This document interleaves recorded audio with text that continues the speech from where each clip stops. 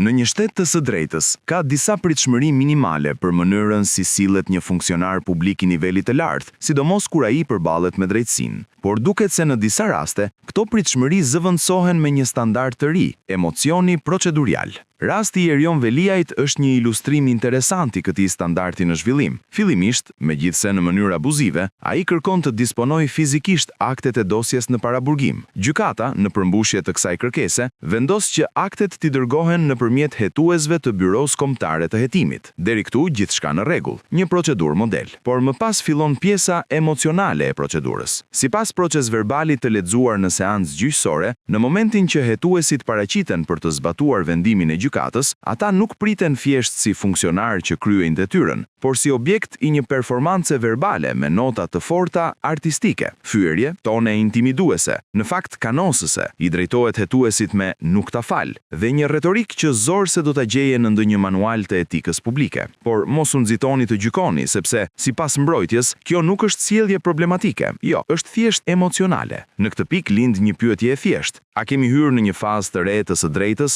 ku krahas provave materiale dhe procedurave ligjore futet edhe kategoria e shpërthimeve emocionale të justifikuara? Nëse po, atëherë ndoshta duhet rishkruar edhe literatura juridike, nga shteti i së drejtës tek shteti i ndjenjës, sepse në fund të fundit, çfarë janë disa fyerje nga i hetuesve? Një reagim njerëzor. Çfarë është intimidimi dhe kanosja e funksionarëve të drejtësisë, një formë komunikimi nën presion? Dhe çfarë është një gjuhë denigruese, një stil shprehjeje që pasqyron intensitetin e situatës? Ndërkohë, në një plan më toksor, një funksionar publik i nivelit të lartë, i cili edhe sot përfaqëson institucionin e bashkisë më të madhe në vend, pritet të demonstrojë vetë kontroll, respekt dhe dinjitet edhe në kushte të vështire. Por kjo është ndoshta një pritshmëri paksa e vjetruar. Sot duket se standardi është më fleksibël. Sa më i lartë funksioni, aq më i kuptueshëm bëhet emocioni. Për ta plotësuar panoramën, kemi edhe kërkesën e fundit proceduriale, si ajo për inventarizimin e dosjes. Në një lexim klasik, kjo mund të shihej si një përpjekje për zvarritje të procesit, por në këtë kuadër të ri interpretimi, ndoshta është thjesht një tjetër manifestim i të njëjtit emocion, këtë herë i shprehur në formë kërkese juridike. Në fund mbetet një reflektim.